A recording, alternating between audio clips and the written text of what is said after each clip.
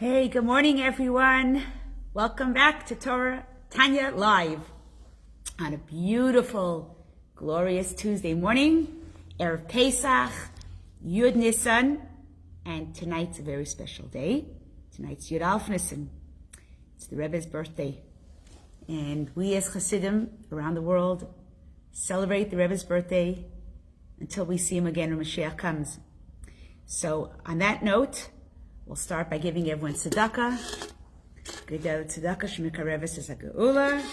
Good morning, Becky. And before we get started, I'm going to ask everyone to put down any names that you want us to keep in mind for today's class. We're going to have in mind the Tehillim Yaakov Moshe ben Necha, Yehudis bas Sarah, Chana bas Rivka, Alta Chaim, Adol Chendel ben Genendel, Freda bas Yehudis, Yisrael ben Esther Golda. And today's class we will do the Ilu Nishmas, Faivish ben Shabtai, a youngish man, one of my friend's fathers who was nifter yesterday. His funeral actually is as we speak. So the Ilu Nishmas Faivish ben Shabtai, his family should be consoled by the Eibishter Hamakim Nachem Eschem, and we should only celebrate Simchas together. Please put down anybody who wants to have Tehillim said in anybody's refuah. We know that when we learn and give tzedakah and do all these mitzvahs, we put down people's names, we have them in mind.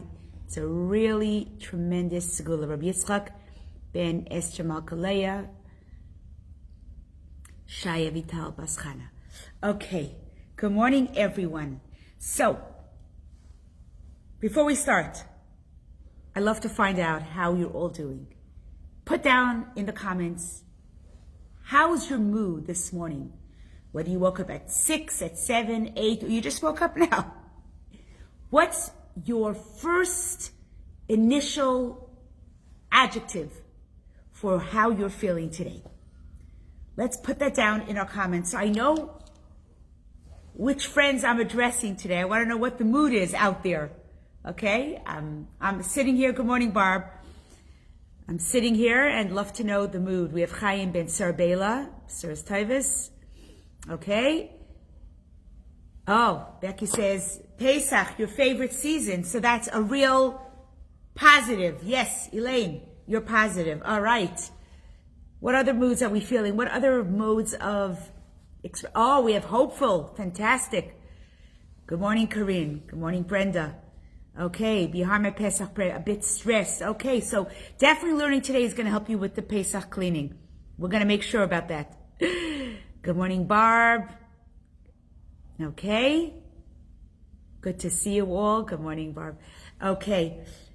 Corinne says she's very grateful to Hashem. Lori Cohen says thankful. Okay. And Lori, today's class actually is in honor of Faivish ben Shabtai. That's Nikki's dad. So you could let her know that we were learning Tanya and Pesach preparation in his chus.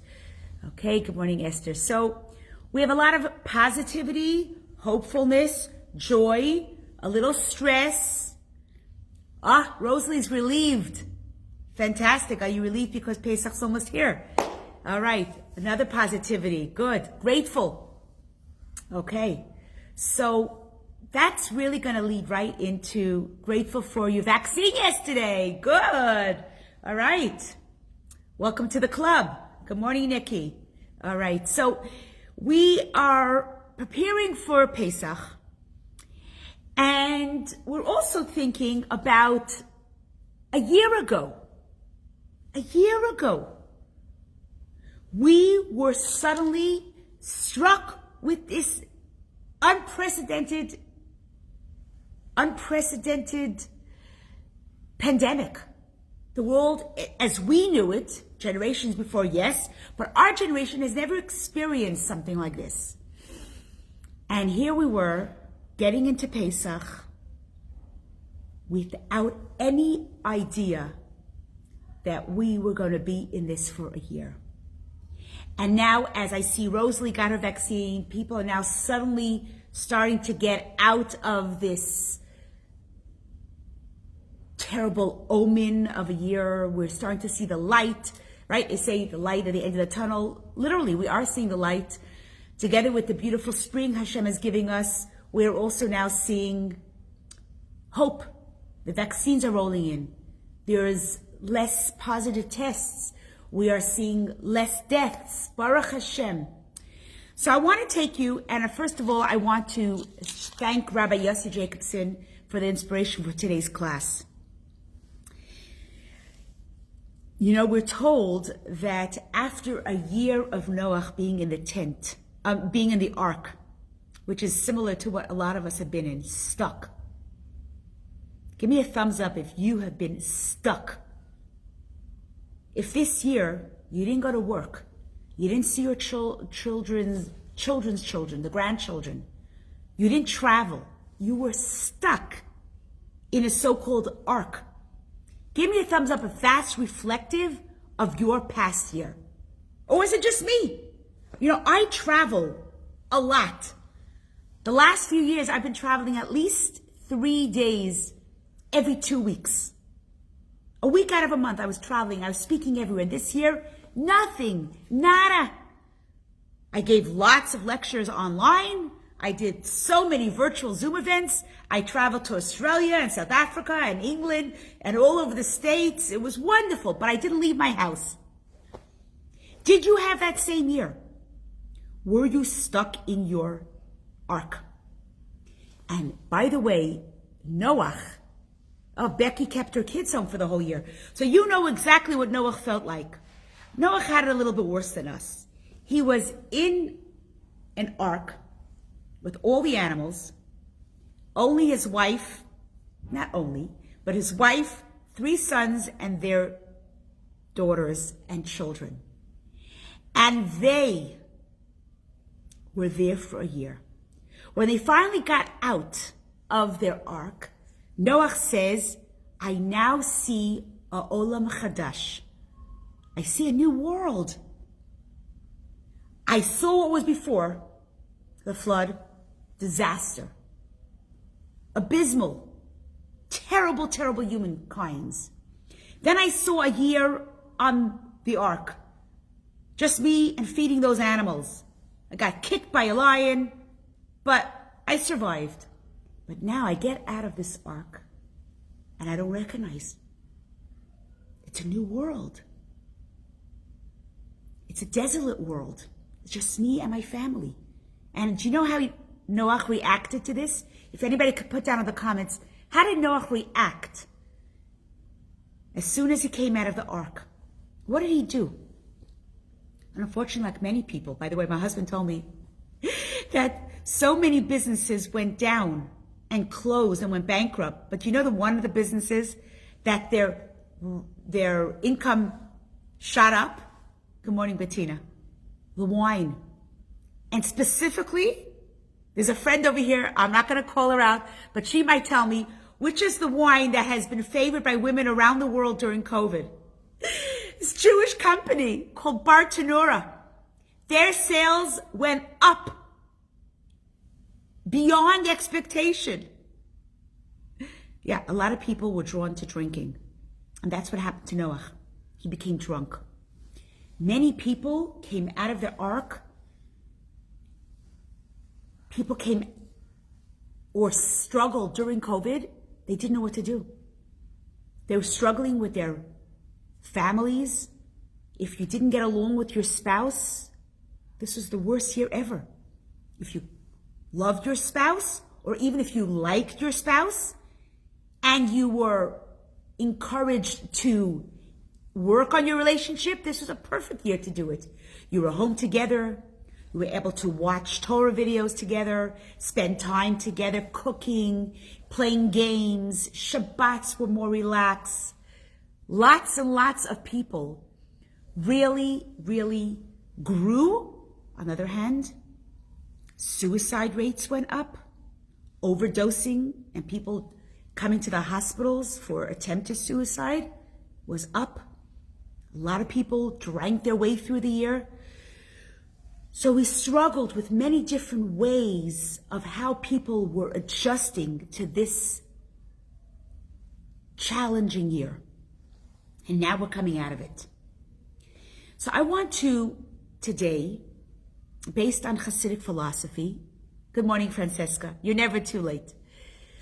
I want to address this approach of challenges and how to get out of this COVID and how to prepare ourselves, a very, very, very important time-related message that we can all share together. And I'd love your feedback as I'm speaking. Share with me your feedback.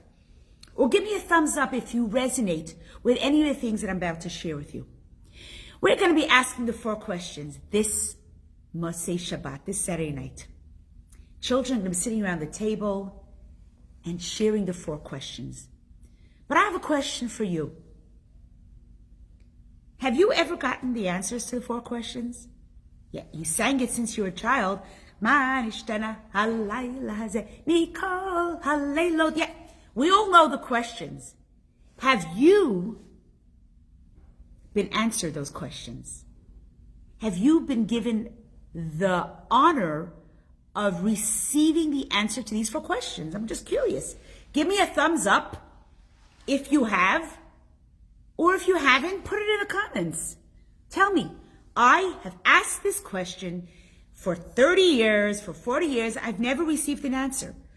Why do we dip in twice? Why do we eat the maror? Why do we eat matzah? Why do we lean?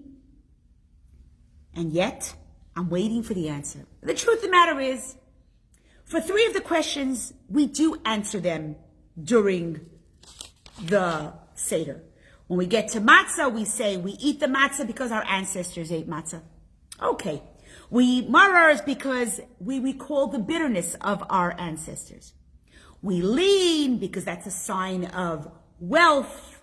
That's a sign of redemption, freedom. And we talk about freedom of the Jews of Egypt and, of course, the freedom that will come when Mashiach comes. But what about the first question, Corinne? You said the answers on the Haggadah. You tell me, Corinne, why do we dip twice? Did you find that answer in the Haggadah? I didn't. Why do we dip 2 times? Once we dip maror, the onion or the potato, whatever you use, into the salt water. And the other one is dipping the maror into charosis.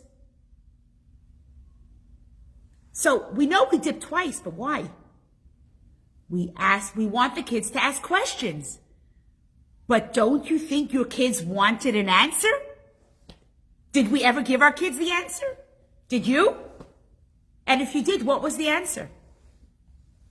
Curious. I'll give it a few minutes. Okay. Put the answers down in the comments. So I'll give you a beautiful insight that I just heard, and I'd love to share it with you. If you look in the Chumash, if you look at the Haggadah, and it talks about how God led the Jews. First he took Terach and then Abraham, and then it talks in the Haggadah about how God got Abraham, and then there was Yitzchak, and Hashem took care of Yitzchak and gave him the children, and then the children, Yitzchak gave birth to sons, and God did it all, so to speak. God was in charge of the beginning of the Jewish nations. But then it says, and Yaakov and his sons went down to Egypt, as if to say, God was in charge of Abraham and Isaac up till Jacob, but Jacob coming down with his children to Mitzrayim, that was his choice. Wasn't everything God's choice? So let's talk about what happened. Why did the Jews go down to Egypt? And this is going to give us the answer for why we dip 2 times. How many of you watched the story of Yosef and a Technicolor coat? How many of you know the story of the coat that Jacob made for his son Joseph? And that coat was beautiful. It was full of colors. It was a tunic that was exquisite and exclusive to Joseph. And what happens? His brothers are jealous.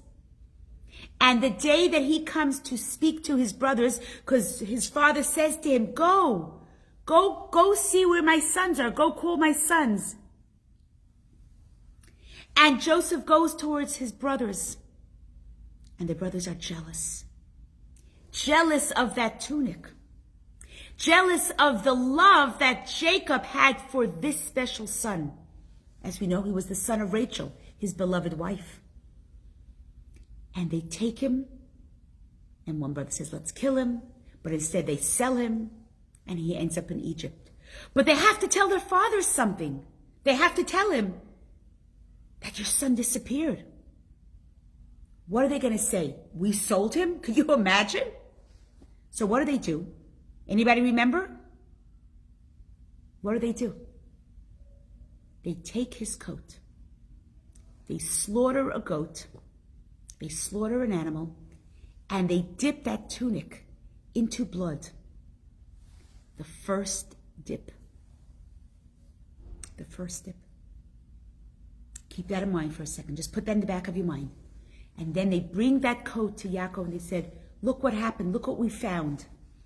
And Yaakov, we said, mourned. They could not console him. He could not be comforted. And he was mourning until he finally was reunited 22 years later with Joseph. And if they would have told him that he was kidnapped, maybe he would have found him. Maybe we would put out a search party. But they never told him. They said, we found his coat covered in blood. And so Yaakov never, ever thought about looking for his son. Now let's go back into Egypt now. The Jews are in Egypt. Rosh Chodesh Nisan. They know they're going to be redeemed. And what does Moshe tell them? I want you to slaughter a sheep or a goat and take that blood and do what with it? Smear it on the doorways? By the way, you know, as Jews, we are so careful with blood. First of all, we're not allowed to touch an egg that has a blood spot. How big is a blood spot? It could be smaller than the size of a piece of rice. And if you find that in your egg, you discard that. Jews don't consume blood. And in fact, we're told that, when blood is spilled, we have to cover it. There's a special blessing you make.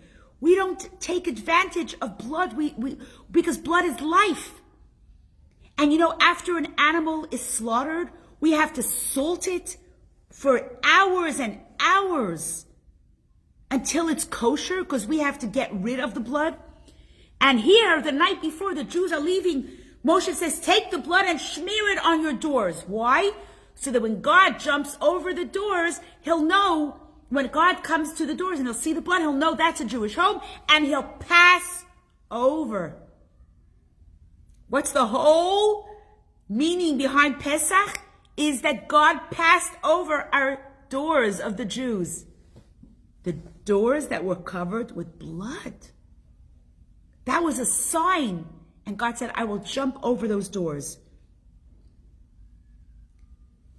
What is this telling us? Because, my friends, the first time there was a dipping of blood was a terrible time for the Jews. It was a time when the brothers hated Joseph. It was a time when brothers did not get along. How many of us were struggling during this time? And how many of us in general? You know friends that don't talk to sister-in-laws or brother-in-laws. They don't speak to a parent because of an argument, which they don't even remember what it was. I personally know families that don't go to each other's simchas. They won't go to each other's weddings because they don't talk to that sibling because that sibling did something terrible to their mother. Cutting off families. When did that happen first in our family? It happened when Joseph's tunic was dipped into blood. when the tribes mistreated and were jealous of their brother. That was the beginning of faribles. You know that horrible word, faribles? I wish we could eradicate it from our vocabulary. Brothers and sisters not getting along? How horrible is that? And I told you the story about the father who came to visit the two brothers, and one was the rich one and the other one was the poor one. And the rich one didn't talk to the poor brother because it wasn't past, right? It wasn't befitting for him to be associated with his poor brother. And when the father came to visit the poor brother, the rich man came to him and said, "Why don't you come visit me, Dad?" And he goes, "Who are you?" He goes, "Me. I'm your brother. I'm your son. I'm your very successful son." He says, "You're my successful son? I don't know you." He goes, "How could you not know me? Look at me. I'm your son." And he said to him these words, "If a brother is not a brother, then a father is not a father." Yes, Cain and Abel, exactly. Sadly from the beginning. But the difference is that Yosef was the first Jewish fight. Yosef and his brothers was the first Jewish fight, right? We're the children of Yisrael, B'nai Yisrael. And we would hope that we would have had a different kind of family. And yet, they failed dismally. And we have been suffering ever since for that beginning, that initial fight all those years ago. And if we cannot extricate that animosity from within, then how are we ever supposed to grow and continue? And this is what Moshe said that night. He said, "I want you to slaughter that animal. And when you remember to take that blood and you paint your doorposts, remember, if we cannot extricate ourselves from this hate, if we cannot extricate ourselves from this fighting, this loathsomeness, this jealousy from within our family, we will never be able to get to redemption." And that's why before the Jews left Egypt, they had to take this first dipping. They had to dip this first dipping, because Moshe said, you want to leave Egypt? You have to leave the hatred for your brothers in Egypt. Don't bring it with you to Israel. Don't bring it with you to the receiving of the Torah. And you know what? We're now 3,000 years later, and we're still struggling with this problem. I think I mentioned to you a few times that whenever I come from a family of 10, and whenever we have a celebration for my parents, one of the things that we love to do, because many of us live all over the world, is we used to have phone calls, but now we have Zooms, and we get our parents on the Zoom, and all of us sing a happy birthday, and then each one of us gives my father and mother a bracha. So it could be for their birthday, it could be for their anniversary. And by the time we're finished, my parents will respond, and they'll say, "The most amazing thing about this call or about this Zoom is how much love all 10 of you have for each other." There's nothing more that a parent loves, nothing more that a parent loves, is when their children get along. And as parents, I think we have a big job to do. We can't cause jealousy amongst our children. We can't have favoritism amongst our children. And some of us do that sometimes. We favor one, we talk about one child to the other one. We'll say, "Oh, you know Joey? He's really doing well in school. Do you know he just got this in this position?" Be careful, because the child you're speaking to might have a little bit of jealousy. Be careful. You might be tempted to share the good fortune of the other one. Hold yourself back. Remember those things with the teeth and the lips?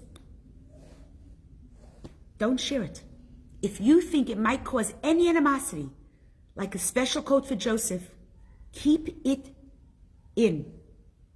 Give each child equal treatment. Love them equally. Don't cause jealousy amongst the children. If you buy one a gift, buy the other one a gift. If you take care of one child, take care of the other one. One child's grandchildren, the other one. Give equally. If you agree with what I'm saying, I need to see thumbs up. because I feel like it's time to break the trend of what's happening in Jewish families around the world. We cannot afford to break up families. We've been there. We've done that. We've seen what happened with families that are broken, that don't speak to each other, that can't come to each other's simchas, that don't go to each other's bar mitzvahs. They won't share seders. Why? Why does that have to happen? And by the way, it's the bigger one that calls up and says, I'm sorry. Even if you're the one that's right. The love that you show to your sibling, what it gives to our Father in heaven. And Hashem says, if my children are children, then I am their father, and I will take them out of Golus. And so, my friends, why do we dip twice? Because the first dip was that dipping of the maror into the charoses. Was that matzah in salt water. That salt water, the tears of Hashem crying, the tears of our families that are crying because we don't go to each other's simchas, the tears of our parents who don't get to benefit of all their grandchildren enjoying each other's company. We talk about our siblings in front of our parents and say, oh, you think so-and-so is so cool? You know what they do? Do we think twice before we share that with a parent? You think your parent wants to hear how you knock one of their children? It's time that dip is done. We've already dipped the onion or the potato into salt water. Those tears are done. Now it's time for the second dip. The dipping of that maror, that bitter food, into what? Into charoses. Into delicious, sweet, yummy charoses. And every family has a different way of making charoses. Sfardim do it with dates and fruits and apples and wine. We put in nuts and apples with grape juice. Every family has their way, but one thing we know for sure. Charoses is sweet. Charoses is delicious. Charoses is love. Charoses is friendship. Charoses is togetherness. Charoses is the end of faribbles. Charoses means that we are taking that mirror, that bitter maror, and we are finally putting an end to it because we are sweetening it up with charoses. That's the second dip. And my friends, that's the answer why we dip twice. Share this with your family at the Seder. First, ask them, what's the answer? Why do we dip twice? And like, I think it was Becky that said before, you said, yes, because we want the children to ask the questions. But my friends, we are the mothers. We have to have the answers. So now you have the answer. The first dip is the tragedy of when they sold Yosef and they dipped his coat into the blood. That's a tragedy when we have families who don't get along, when we don't speak to family members. That's a tragedy. To Hashem, it's like the selling of Joseph. Let's not convince ourselves that we're right. Let's not convince ourselves that my story is true. It doesn't matter. You might have won the battle, but we lost the war. We as Jews cannot afford to fight with families, but I want to take it the next level. And this hurts me even more. This hurts me so much. How Jews speak against Jews. Secular against Haredi. This kind of religious Jew against that religious Jew. All the labels, Reconstructionist, Reform, Conservative, Orthodox, Ultra-Orthodox, Modern Orthodox, stop! Can we just get rid of labels? Tonight is Yud Aleph Nisan.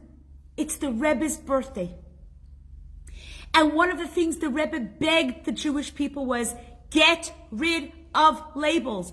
And if there was one leader in this world who loved Jews equally, across the board. He didn't look if you were wearing a kippah or not, if you wore a sheitel or not. He did not care. He looked at you and saw your neshama. And in that way, we are all equal. To God, we have the same soul, which as Torah tells us, and Tanya tells us, Nefesh Elokah Mimal Mamish. Tell me, what is the word that Tanya uses when we talk about the peace of God within us? That Tselem Elokim. Give me a thumbs up if you remember that expression. Every one of us, me and you, have a piece of Hashem. That Tselem Elokim, that spark of God is equal no matter what kind of kippah you wear. No matter what kind of hair covering you wear or you don't wear. What kind of dress you wear, if it's short or long, we don't judge. And because we won't judge, and we'll learn from the Rebbe, whose birthday would have been tonight, which is tonight he would have been 119, we start saying chapter Kuf Chaf. Because of that, in Zchus of the Rebbe, we will start saying chapter Kuf Chaf and beg the Rebbe, you are in Shemayim now. Cry out to Hashem and say to him, Ad Masai, how much longer do we have to suffer here? Your children will make a resolution to start getting along. We will not have to do two dips anymore because we are learning to love and respect. And even if we disagree, we could still respect. We know in a marriage, we can disagree. I have to agree with every single thing my husband thinks, says, or does? Of course not. He's a human being, was raised in a different home. He's a man, for heaven's sakes. I'm a woman. We have very different outlooks. But even if we disagree, we discuss it. And we respect each other's disagreements. And respect each other's views. We have to learn from relationships and have to increase our relationships with our fellow Jew. Dan eskol ha'adam l'kaf zchut. Let us judge another person with a merit. Overlook issues. Believe me, when we learn to overlook issues, Hashem overlooks ours. And Hashem will give us a beautiful Pesach. And I just remembered that we actually didn't say chapter Chaf. So for anybody who still wants to chaperite and you have someone who you want to say Tehillim for, put their name down in the comments. And here we go. Lamnatseach mizmor leDavid yancha dinar biyom tzara. Yesagefcha Shem Elohei Yaakov. Yishach ezrucha mikodesh mitzion yesadeka. Yiskar kol mechasecha v'alascha yidash nesela. Yiten lecha chalavecha v'chol atzascha yemale. Nirana b'shuasecha u'v'shem Elohei nitgol. Yemale Adonai kol mashalasecha. Ata yadati ki Hoshea Adonai Meshicho. Ya'aneu mishmei kotra b'gvuros yesha yaminei. Ela v'recha ve'ela v'asosa v'anachnu b'shem Adonai Eloheinu naskir.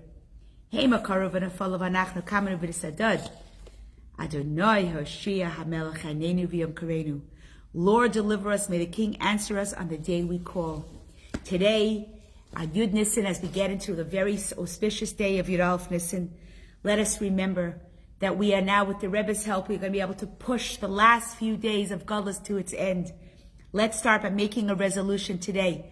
Liora bas Simcha, David bas Simcha, Simcha bas Genera, Leah bat Ariela. She's 7 years old. Whoa, we wish her refuah shlema.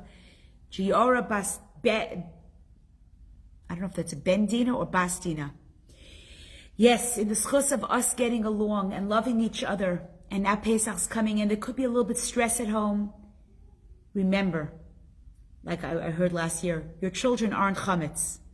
So don't go crazy.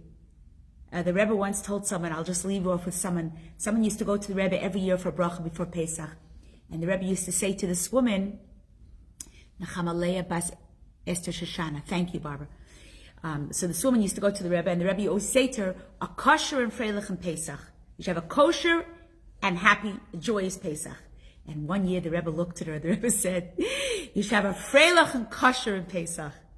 And the Rebbe stressed, Freilach first. First, women, let's be joyous. Our mood is going to reflect the whole entire Pesach. And I'm talking to myself now. I'm going to have a lot of people, my children who live in Toronto, coming in. They're part of our bubble, and thank God they're able to join us for Pesach. There's a lot of children, and I like my house perfect and neat and clean. You know what, Goldie? First it should be Freilach, then it should be kosher. Everybody, overlook little silly things. Dan lekaf schus. And then surely Hashem will send us the geula. May you all in your homes have a personal geula, have a public geula, and a national, international geula. And I'll see you when Mashiach comes. I'll see you at the front line. A kosher and Freilach and Pesach to all of you. Take care. Yeah, your daughter said you should go away for Pesach because there's stress. So let's this year do away with the stress. Ceilings don't have chametz, and things that have never come in contact. Don't make yourself crazy. Let's first be Freilach. Remember the Rebbe's words. Freilach and kosher in Pesach. A Freilach and kosher in Pesach. Take care.